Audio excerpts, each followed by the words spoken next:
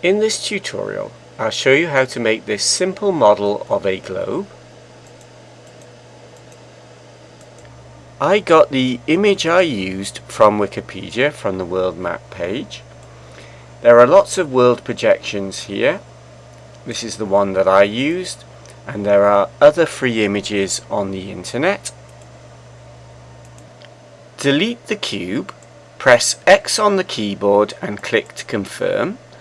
Add Mesh UV Sphere. Zoom in with the mouse wheel. The sphere is not very smooth. We can see the flat faces that make up the sphere, and in the profile you can see the straight edges of the faces. Turning the shading to smooth, we no longer see the flat faces, but in the profile we can still see the straight edges. Press X to delete the sphere. Add Mesh UV Sphere. Now in this panel you can alter the settings of the most recent operation. I'm going to double the number of segments to 64. They are the vertical lines of faces. And I'm going to double the number of rings to 32. They are the horizontal lines of faces. Turn shading to smooth. Now I've quadrupled the number of faces. It's a higher polygon count but a better quality model.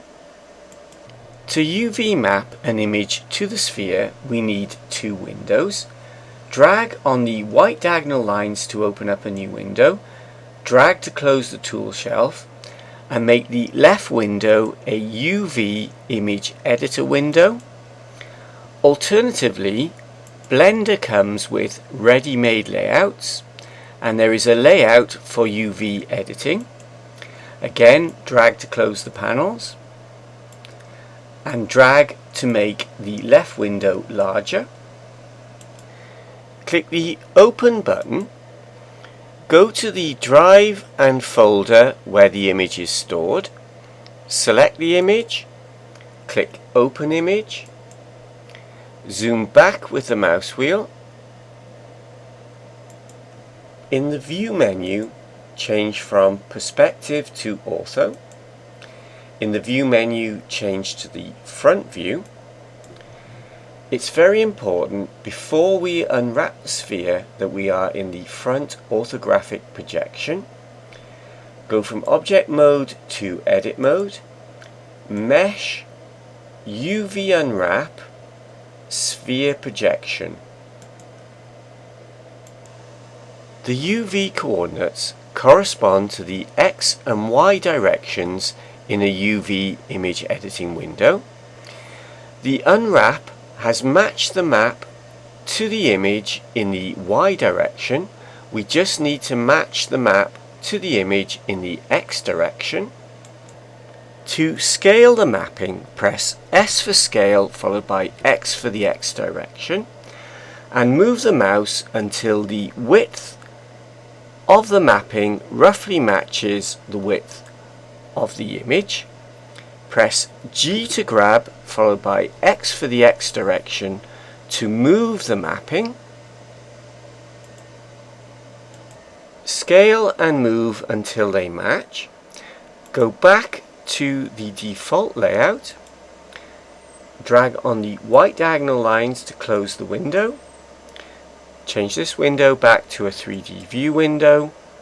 Change shading to texture and go back into object mode. Drag with the middle mouse button to inspect the globe. A lot of the globe is in shadow.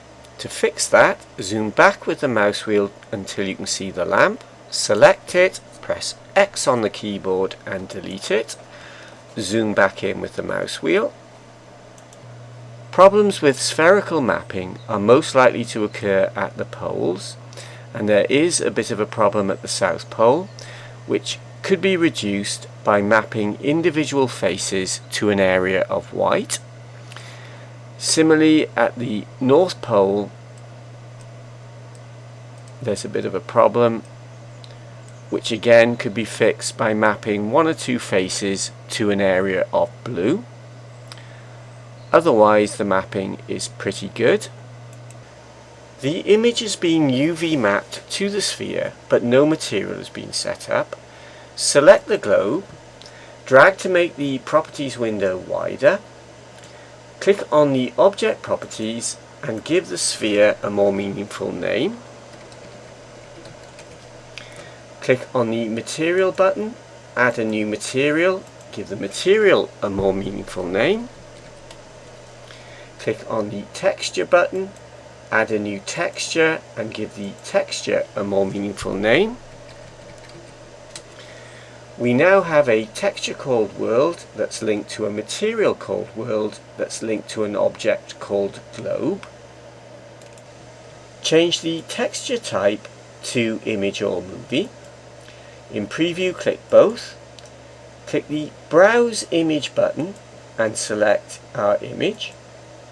Scroll down and set coordinates to UV. Now there is a pack button. At the moment the image is stored in the same folder as the Blender file. If you click the pack button, a copy of the image will be stored inside the Blender file, which will make the Blender file much bigger, but will avoid the problem if the image file is moved or deleted. That's the end of the tutorial. I'll put the finished file for you to download at my website www.freemovies.co.uk at the Blender channel there. Thanks for watching and goodbye.